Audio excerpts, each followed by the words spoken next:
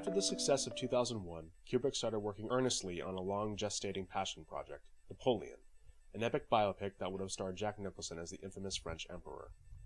Kubrick had spent most of the 60s conducting an exhausting amount of research for the project, and by the time he was finished he had an elaborate note card system that detailed Napoleon's exact movements, one note card for every single waking day of his life.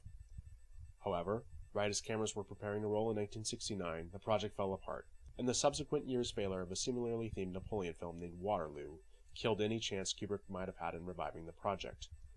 Even today, Kubrick's unrealized Napoleon project still haunts the film community as one of the greatest films never made.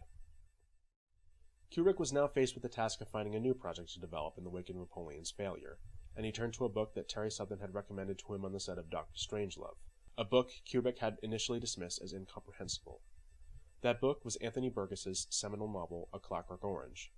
Looking at it with new eyes, he was drawn to the book's dystopian setting and its examination into the psyche of a violent young man as a byproduct of his environment. As he had done with 2001, Kubrick served as his own producer as well as his own screenwriter in adapting A Clockwork Orange to the screen. The film is a curiosity within Kubrick's body of work in that it is very faithful to its source novel, whereas Kubrick had a reputation for dramatically altering source material to fit whatever given movie he wanted to make. This can be credited to the fact that Kubrick disregarded his own script and worked on set using the novel itself, an uncharacteristically haphazard approach for the notoriously disciplined director, but it fit with the lo-fi improvisational nature of the shoot. Clockwork Orange is at its core a character study, which places a significant burden on the shoulders of its young star, Malcolm McDowell.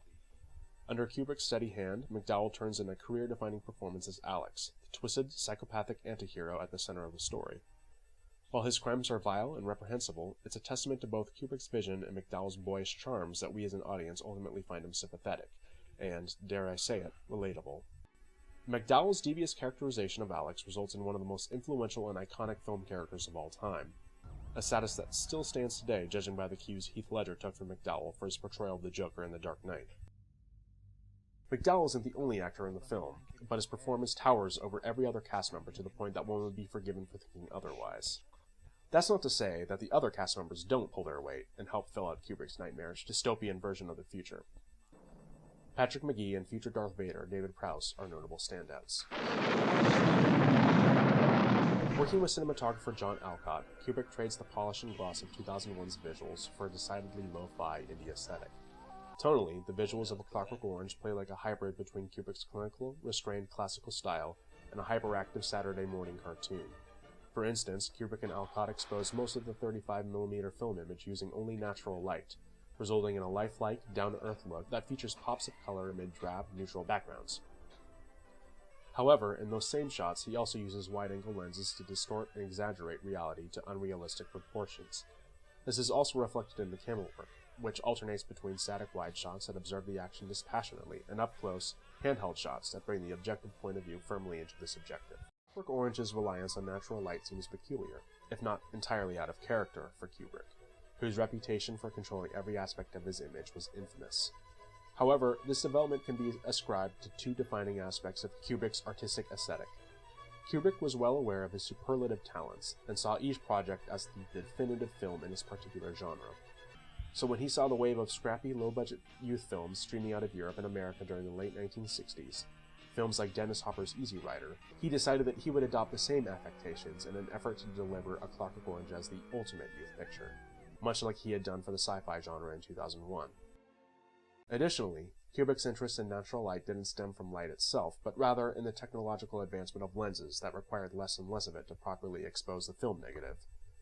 This speaks to the pioneering aspect of Kubrick's craft, his constant push to eliminate technical limitations on the realization of a filmmaker's vision.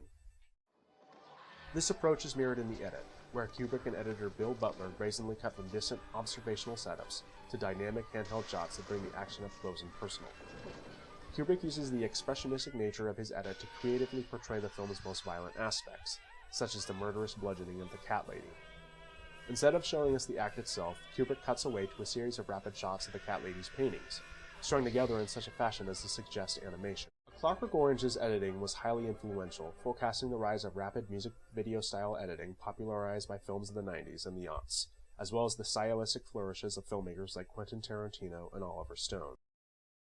The world of A Clockwork Orange affords Kubrick several opportunities to further develop his aesthetic. A frequent usage of narrative voiceover, one-point perspective compositions, and extended tracking shots, sometimes even the combination of the two, such as the shot of Alex roaming his beloved record store, are the clearest visual indicators of Kubrick's hand. He also experiments with a few new techniques, like the breaking of the fourth wall, or filming from the floor up at someone leaning over a closed door. A very unconventional, somewhat disconcerting angle he would turn into a trademark. Like his previous 3 films, Kubrick shot A Clockwork Orange in England, both in London and around his home in Elstree. He recruited John Barry as his production designer, who adapted existing locales to fit the needs of the story, rather than build entirely new sets. To convey the dystopian feel of Kubrick's vision of a future Britain, Barry sought out socialist-style housing projects in municipal buildings built in the brutalist school of architecture. The cold, uninviting concrete structures stand like oppressive symbols of a society that has allowed youths like Alex to run amok, a society that's lost any interest in civic infrastructure or social betterment. Kubrick contrasts this with the interiors of Alex's family flat, a garish mishmash of bright colors and patterns that suggests a counterculture struggling for its voice in the absence of a unifying message. The production design of A Clockwork Orange suggests a very different future than the one Kubrick depicted in 2001. Indeed, this future is decidedly earthbound and considerably more cynical. Wendy Carlos, credited here as Walter before her sex change operation, fashions the score for A Clockwork Orange as a blend between Baroque classical compositions and computer-age instrumentation. Alex's love for classical music is reflected in the appropriation of works like Beethoven's Ninth Symphony, filtered through the inspired use of a Moog synthesizer and vocoder that makes it sound as if it were being sung by a computer. This perversion of music's inherent beauty extends to the inclusion of Singing in the Rain, which runs over the end credits in addition to being sung by Alex as he brutally rapes a woman during a home invasion. Kubrick's filmography is littered with music that plays counter to the actual image it accompanies, but A Clockwork Orange is really where he perfects his surprising, brilliant concoctions. Our perception of Singing in the Rain has been permanently discolored, seared into our collective memory as the sound of impending doom. Kubrick peppers the soundscape of A Clockwork Orange with a sort of audiovisual irony, giving a twisted elegance to the carnage on display. Kubrick's career-long meditation on sex and violence takes center stage in A Clockwork Orange, what with its depiction of a seemingly lawless future society and explorations of conditioned behavior. The character of Alex is the result of a hypersexual culture, a culture that is implied through the pervasiveness of penis popsicles and pornographic pop art displayed in the homes of otherwise respectable, upstanding citizens. Perhaps as a prediction of the nascent birth control movement, Kubrick's vision of a future Britain is a world in which sex has been stripped of consequence, and thus exists merely for titillation and self-serving gratification. In other words, it is simply for entertainment. Whereas bored teenagers of the 1970s would find entertainment in hanging around drive-in movie theaters and cruising the main strips of their hometowns, the bored teenagers of A Clockwork Orange get their kicks in the form of indiscriminate rape and torture.